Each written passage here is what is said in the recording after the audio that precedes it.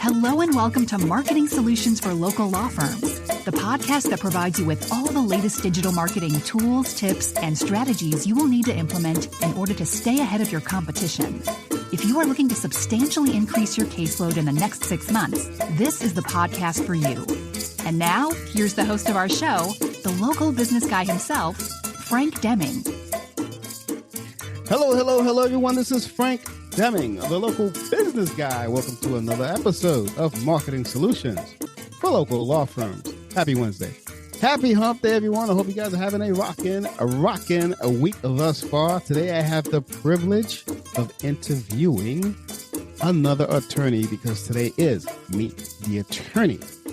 And we're going to get into some topics that I love, and it's been a while since I've talked about, and that is personal injury. Not only that, we're going to be talking about niche law practices within the personal injury realm. And there's no one better than to discuss that than the great Jon Groth. Hey, Jon, how's it going? Wow. What an intro. That's impressive. I want to meet this guy. Who is this Jon Groth guy? Thank you for having me. This is always a pleasure to talk about the practice of law and talk to an expert like you. So hopefully I'll learn as much as I'll give to the audience.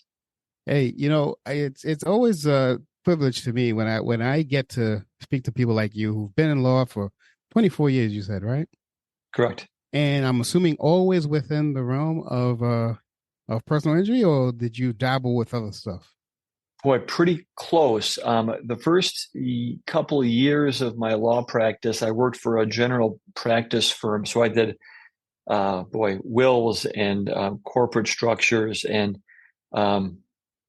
collections and some federal. I had a federal trial over the dispute of a will, but it was in bankruptcy court. I mean, just unusual things that I enjoyed, and it kind of gave me an idea of what's out there, and also the better idea that I didn't like that stuff.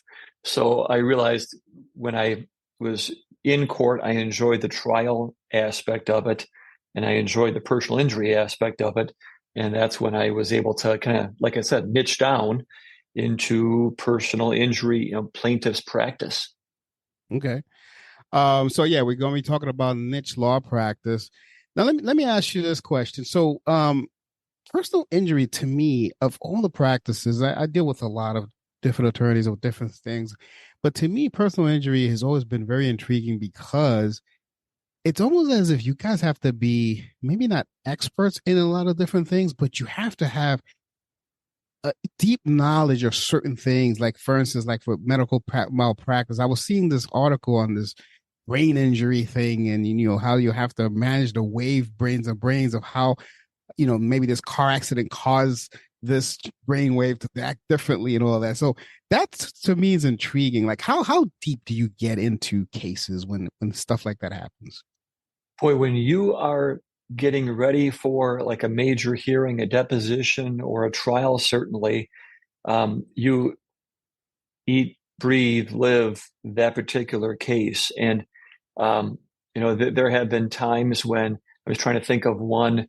For example, I had a client whose foot was fractured because he fell through these stairs, and learning about all the different bones in the foot and the particular fusion that would need to take place, and the orthotics, all those things, you really do become an expert for that short period of time. And I can tell you that was a couple of years ago. So I've lost that knowledge. I did not, you deal with it really intensely for a few months, and then during the trial, that's all and you're hopefully as versed in it as the doctors or as your client or as defense counsel's doctors, so you can speak intelligently with them and catch them in their lies or in their ways of trying to minimize your client's injury. So you really become an expert in that field, in that area for that time period.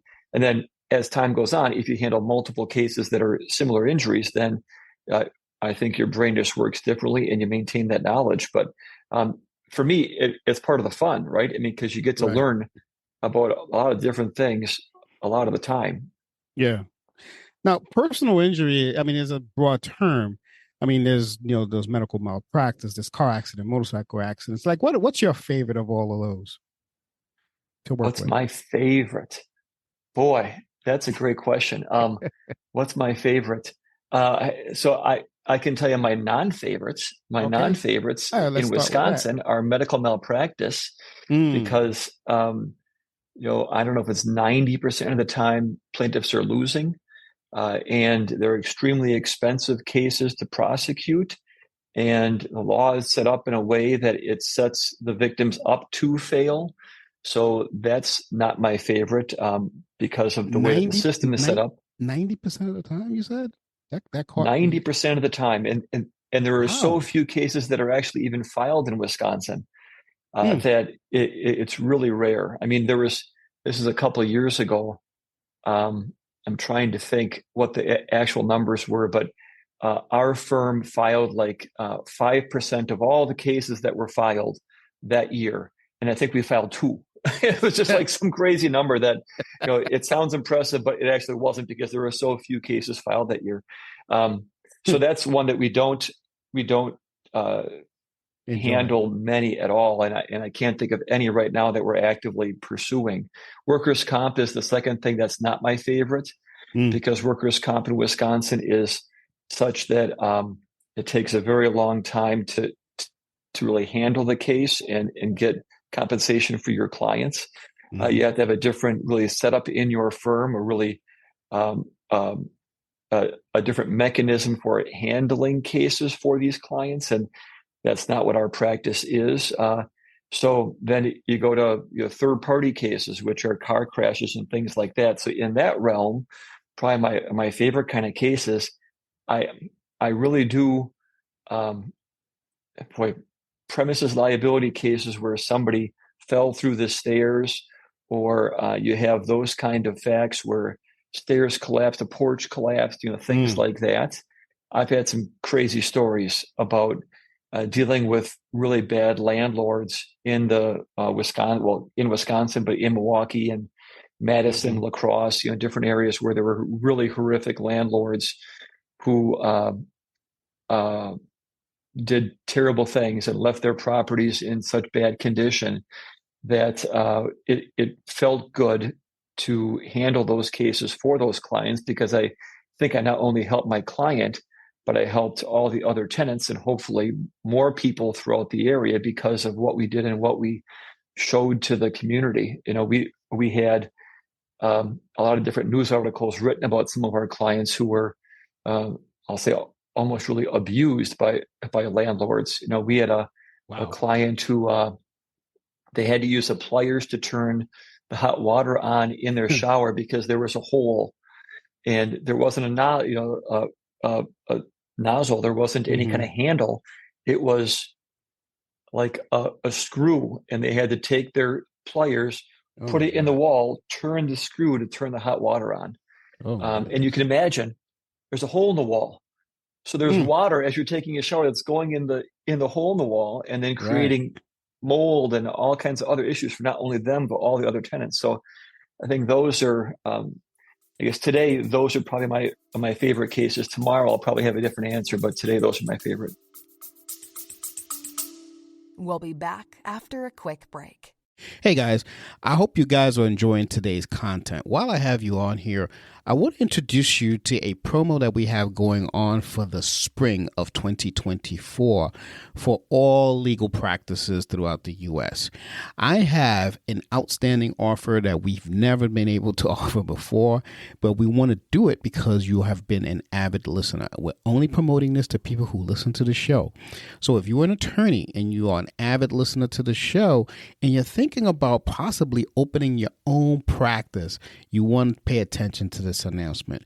We are offering a full website with hosting, SSL certificate, online booking service, online appointment management, and more, and much, much more, with a 1-year maintenance, all for $2,250. That's $2,250 one-time fee, and you have a full-fledged website. If you want to know more about this, just give us a call at 888-416-7752, or send us an email at info@lbmsllc.com.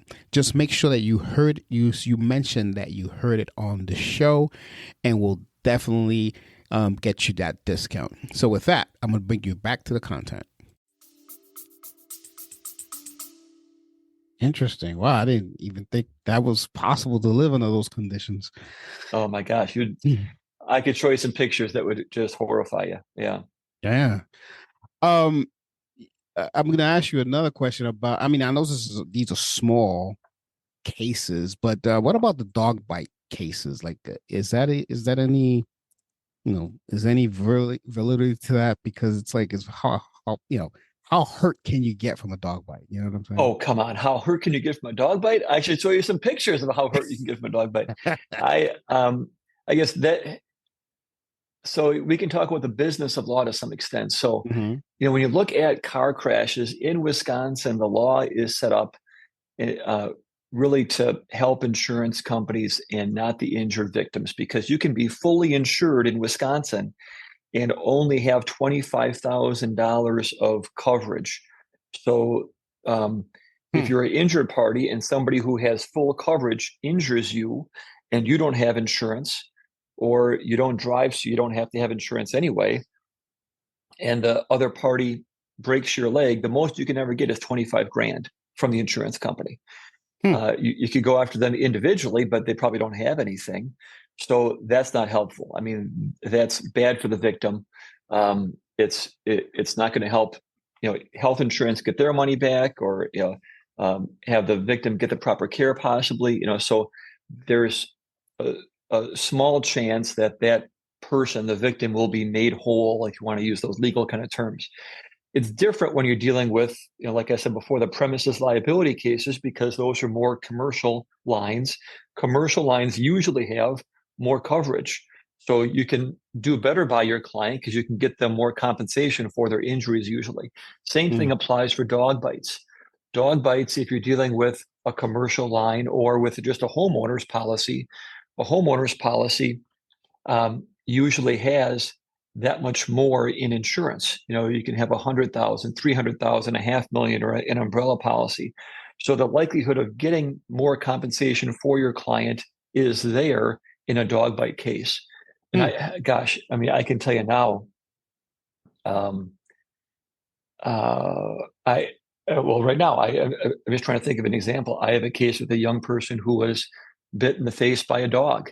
And if you're a certain age, let's say you're 5, 6, 7 in Wisconsin, you can't be held contributorily negligent. So, and in Wisconsin, in dog bites, a dog is strictly liable, meaning they're assumed to be responsible. They're the ones that bit you. You don't have to say that you caused the bite. There's strict liability in Wisconsin. So you have an easier time proving that this dog was responsible for causing the injury.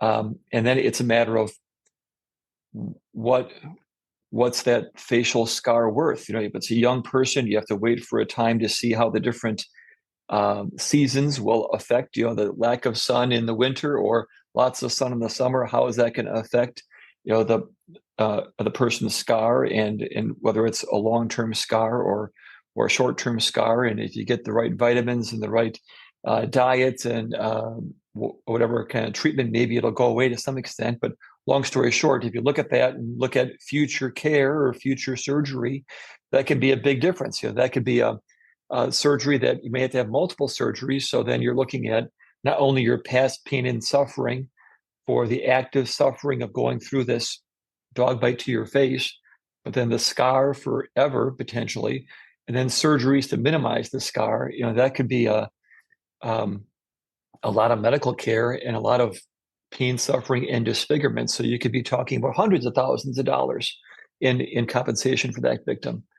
So It could be as small as just a couple puncture wounds on somebody's ankle. If you're trying to deliver your Amazon package to a house and the Shih Tzu comes and bites you, well, that's a minimal case. But I've had cases where Rottweilers have burst through screens and bit my client, who is a UPS delivery person, Mm. in the stomach. And that's horrific. I mean, that's a big difference.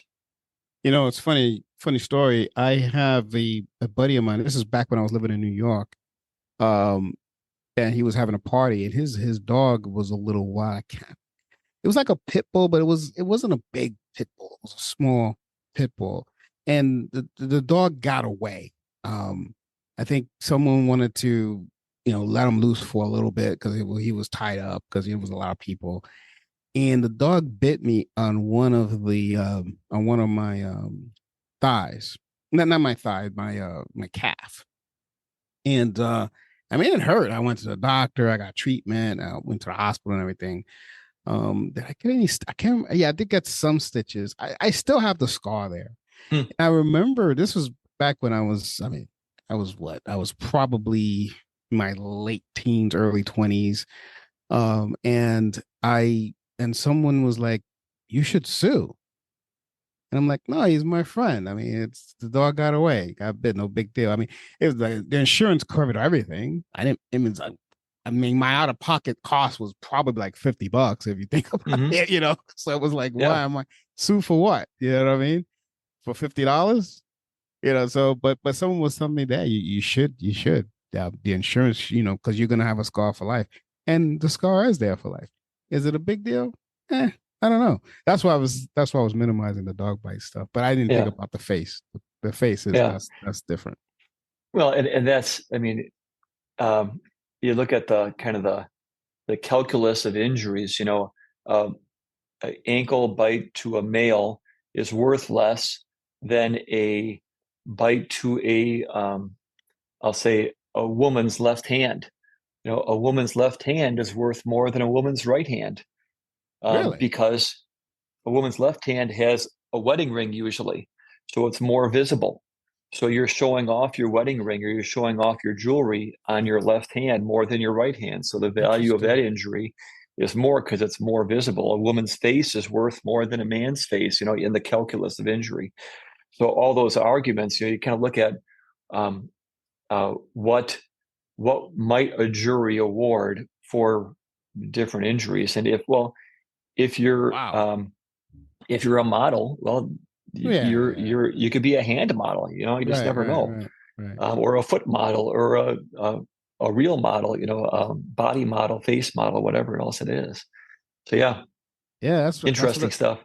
That's what amazes me about personal injury attorneys. I mean, you guys got to get into the weeds of that because who would have thought? Yeah, left hand is more valuable for a woman than the right hand. That's interesting.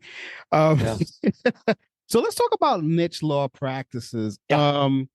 So you started out doing a variety of different things, and you niched down. So, in your opinion, on specializing or creating a niche practice, what's your opinion on that? I mean, obviously you've done it, so you know what the benefits of it. So why don't you share some of that with us? Sure. And again, I'm biased because I think it works for me. My opinion on that in general is there's so much information in the law that, and I certainly understand a general practitioner and how they're able to service a lot of different things and a lot of different aspects. But when it comes to some unique parts of our legal practice, there are certain things that you can't uh, do good things for your clients if you're a jack of all trades. You can identify and do issue spotting and identify certain things, but unless you really are all in on one topic or one general topic, like personal injury, for example, or intellectual property, for example, or wills and trusts, or bankruptcy, or criminal, if you're all in on that silo, I think you're going to do better for your clients, number one. And number two, because you are all in on that, just going back to the business of law, you're able to service more clients because you can go to your friends who are bankruptcy attorneys or criminal defense attorneys or others and say, hey, you stick in your silo. I'm going to stick with my silo. And hopefully you'll trust me that you can refer me cases.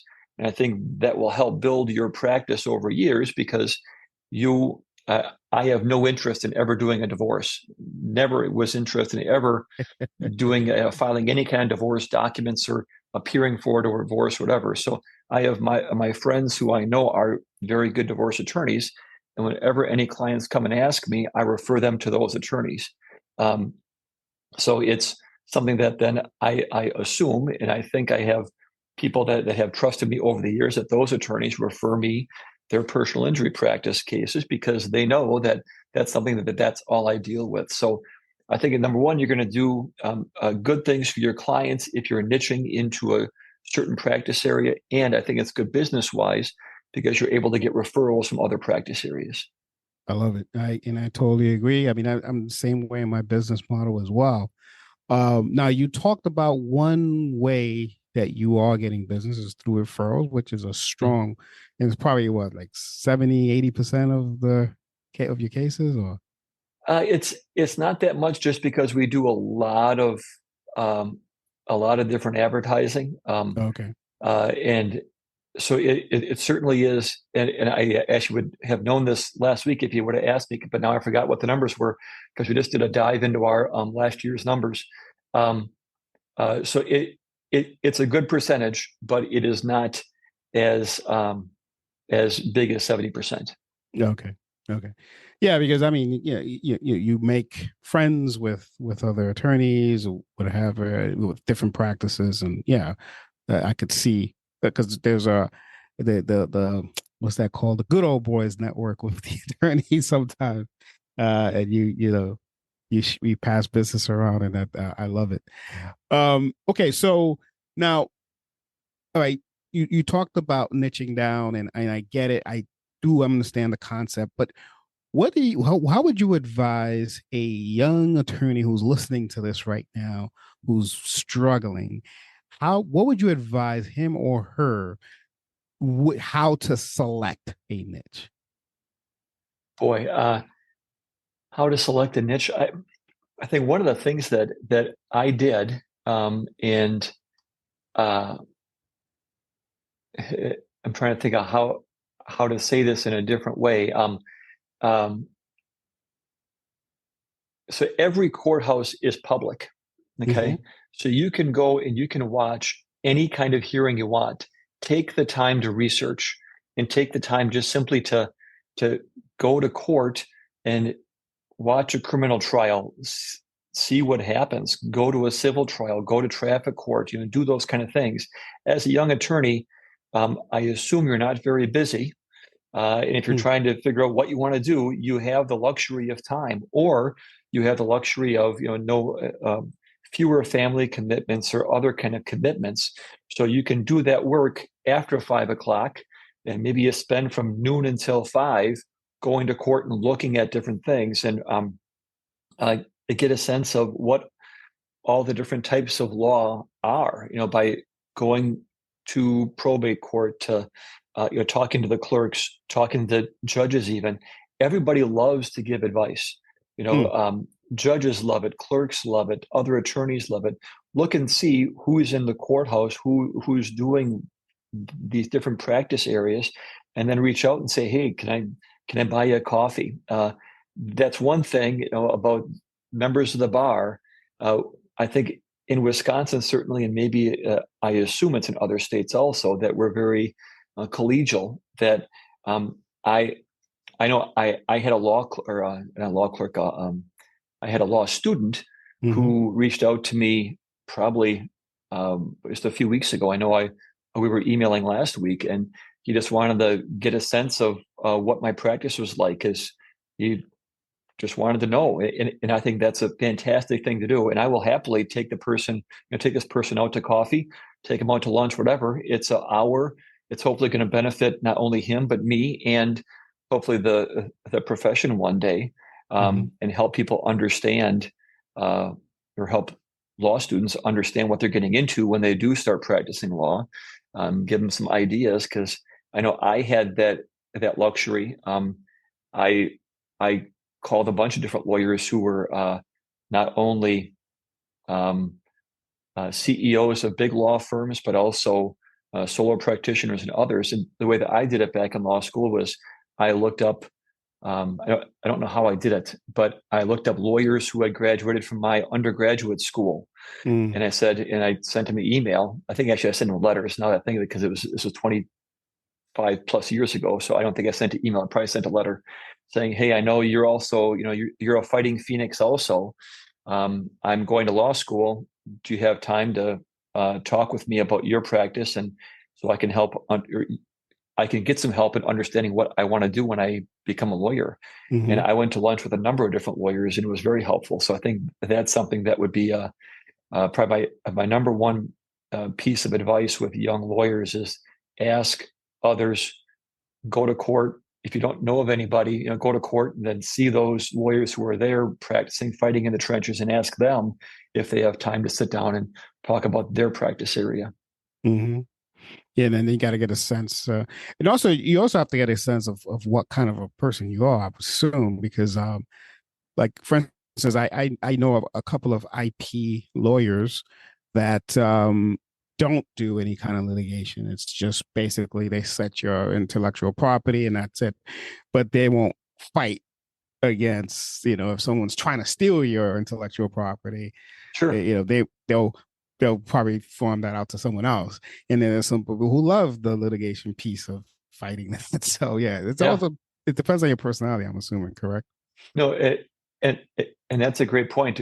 We had a fight with, we were getting a trademark on one of our slogans, and I had one attorney who filed all the documents and everything was fine. And then when there was an attorney in, I think, Pennsylvania, who said that our slogan was too close to their slogan.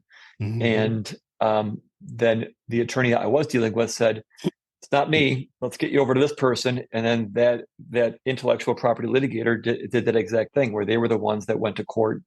Yeah, it's a personality issue. It's a preference issue as to what you want to do.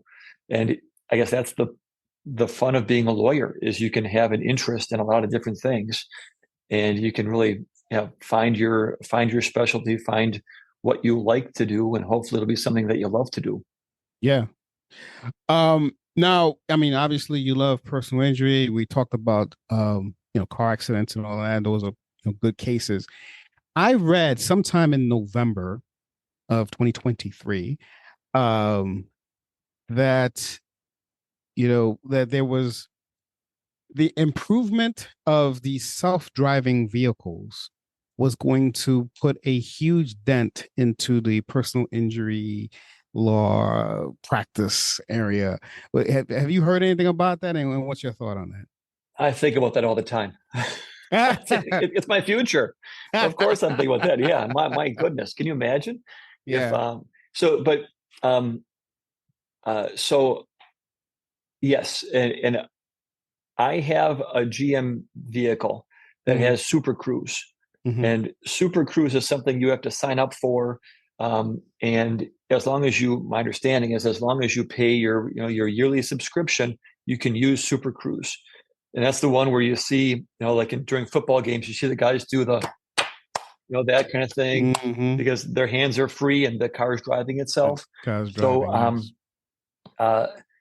asked the guy who sold me the car, I said, what do you think about this with my future? And he said, well, the only issue is once, if it's a new vehicle, you have the subscription, it's something that you paid for because it's a new vehicle. Once that vehicle goes on the used market, then it's up to the next purchaser to pay that subscription.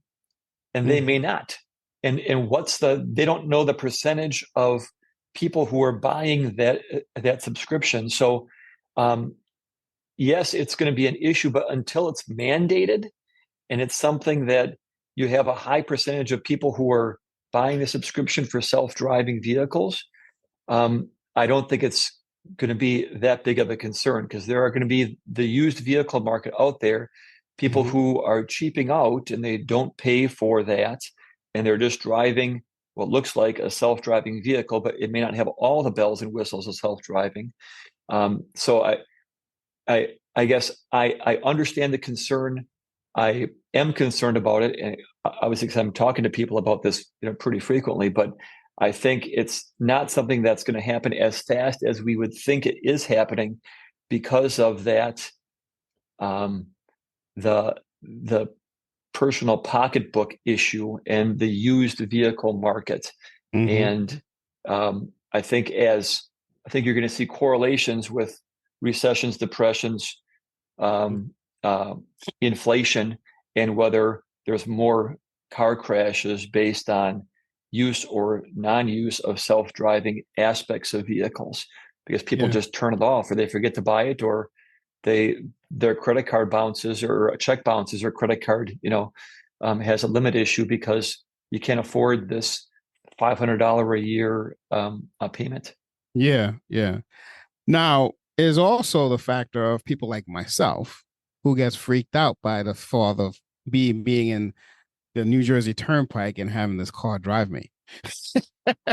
Have you? So I was driving ours down to we had to go to a wedding down in Ohio. So we're on the highway, and it is weird because when you're driving, I had the setting on where it automatically changes lanes based on cars in front of you. So we're driving and my hands are, kind of on the wheel, and this is kind of cool, but it's like changing lanes, which is really, maybe for me, like a older gentleman, I'm not used to it, so I'm freaked out. Maybe younger people who come of age using this won't be as freaked out, but it was really unsettling, I guess is a nice way of putting it, to have that loss of control, because the car senses the car in front of you, changes lanes, safely, and then goes and without you touching anything, it's putting the blinker on and changing lanes and dodging and weaving in the traffic. Yeah, that was just in traffic that was kind of light. I can't imagine being in the Turnpike, or in downtown Chicago or New York or whatever. My Lord. Yeah. So there's also that. So as people like myself die out, I can see that becoming less of an issue, because like you said, the people who will be born with it. Because I always think about it. Like my kids, one of them has never seen a phone with a cord in it, other than on TV. So you start thinking about that. Gosh. You start thinking about that. So as people like myself die out, people like yourself die, then then there'll be a problem, because all they know is these self-driving cars. Yeah. Because what's the problem? I'll just get in the car and it'll go and takes me. But but if you've had control of a car before, it's hard to let go. So I don't see it happening anytime soon. Yeah. I think it's a long-term concern, certainly. And then that goes back to, like we started the conversation about niching down into different practice areas. I'm assuming there's going to be a niche of self-driving car versus self-driving car, and some kind of glitch there. Did you change your settings? It's something that it's the human error of not doing X, Y, and Z. I don't even know what you would or wouldn't do, but those kind of things with a personal injury lawyer, as opposed to person versus person. And that's also, we have different aspects of our practice that are personal injury, but they're not car personal injury cases. Right. So like our premises liability, or our vaccine practice, or dog bites, things like that we don't have to rely on the car practice. Yeah. No, for sure. I was just curious. I saw that in November, and I thought about it because like I said, I do deal with a lot of personal injury attorneys. And I was like, I'm going to ask that question on a podcast. That's when I kept one on. So there you go. You're the first one I was able to ask. So it's a scary question, but I think we have a few years to really understand it. Hopefully more than a few. Yeah, let's see what happens, right? Well, this has been great. I really, really enjoyed talking to you. I mean, I love the success that you have. You have a very good practice. speaking of that, what is the website where people can actually check you out? Sure. Thank you. Yeah. And this has been great. I appreciate the time. It's been a pleasure to talk with you. Growthlawfirm.com. Somewhat easy. You can see there, GROTH law firm. Growthlawfirm.com is our website. And it's just as easy as that. We have a couple other websites. Like we have a law firm that we purchased a couple of years ago, Samster, Conkle, and Safran. So skslawyers.com. But you can get to all of our different websites by going to growthlawfirm.com. Awesome. And I will put that in the show notes so people can check out. I will also, if you don't mind, place your LinkedIn profile on the show notes, just in case people want to know a little bit more about you. You and I are connected through LinkedIn, but it doesn't hurt for more people to have connections with you as well. And you only practice in Wisconsin, correct? That's the only state. So, yeah. So for our personal injury practice, we practice in Wisconsin. I am co-counseling on a number of cases that are in other states like Illinois, Kansas, Nevada, with other attorneys who are there. So we have people who, this is not unusual, fly from Milwaukee to Vegas and get in a car crash in Vegas and come back to their home state. And they hire us, and then we co-counsel with an attorney there if it has to go into litigation. So, yes, certainly for our car crash cases and those kind of cases, we have a more Wisconsin-based system. For our vaccine injury compensation program cases, that's international. There's only one court in the nation, the U.S. Court of Federal Claims, that handles those cases, and we have 3 attorneys that are licensed to practice law in that U.S. Court of Federal Claims. We have clients all over the world who were injured because of a vaccine that was administered on either a U.S. base, military base, nation or internationally, or in the 50 states of the U.S. So that's a little bit different practice. But yeah, we're certainly Wisconsin based, but we've helped clients all over the world. Now that's interesting. I did see that on your website that you do the vaccines. I didn't get into it much, but that's an interesting practice because I didn't think that was global. I thought that was something that's definitely state to state. But you can actually help someone that's in Jamaica, if you will. if you're military and you get or if you're at you work for the State Department and you're on, in essence, U.S. soil because there's a flu vaccine that's administered in, I don't know where do the ambassadors live in England, I guess, in London, I guess, if it's administered on, quote unquote, U.S. soil or a U.S. military base, then yes, you can get compensation for those kind of injuries.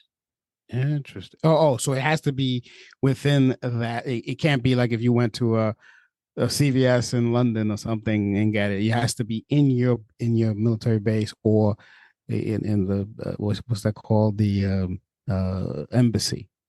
Correct. Because it's U.S. territory. Got it. Okay. Yeah. Interesting. Yeah, I'm glad I asked that question. But anyway, yeah. Again, this has been great. I'm gonna put all your information in the show notes. I know you're a very busy attorney, and you say helping people with their injuries and everything. But before I let you go, is there anything that I asked you that I excuse me? Is there anything I did not ask you that you think would benefit the audience? Boy, that you didn't ask me. No, I think you asked some great questions. Thank you for your time. I think this is something. Maybe there's one thing I would say as general advice is podcasts like this, podcasts by different lawyers all over the United States. You can really get a sense of what people are doing, what their practice is like by just simply listening, and then reaching out to them and say, hey, do you have time for a cup of coffee or just, like this, just a virtual coffee? People love to talk about themselves and people love to give advice. Yes. Or good people do, I should say that. So it does not hurt to reach out and try to get some good help from good people So certainly, do that first step of reaching out and see if you can get some advice about what you want to do and what niche you want to go on in your practice of law. There you go. And I'm going to take that as an invitation. So I hope you heard that, young lawyer. I'm here. Invite you know Jon how to find me. Invite Jon for a virtual coffee and see if he could help you niche down and grow your practice in 2024 and beyond. So with that, I am going to put an end to this episode. It's been a great episode. Thanks a lot, Jon, again for coming. This has been Frank Deming, the local business guy, and you've just been blessed by the great Jon Groth. Take care, everyone. Until next week, peace out. Thanks for listening to another episode of Marketing Solutions for Local Law Firms, the podcast that provides you with all the latest digital marketing tools, tips, and strategies you will need to implement in order to stay ahead of your competition. If you would like to know more about the topic we discussed on the show today, reach out to Frank and his team at 888-416-7752 and schedule a discovery call with one of the marketing consultants. If you'd like to be a guest on our show, send an email to podcast@lbmsllc.com and we will put you on the schedule. With that being said, until next week, make it a successful digital marketing day. Peace out.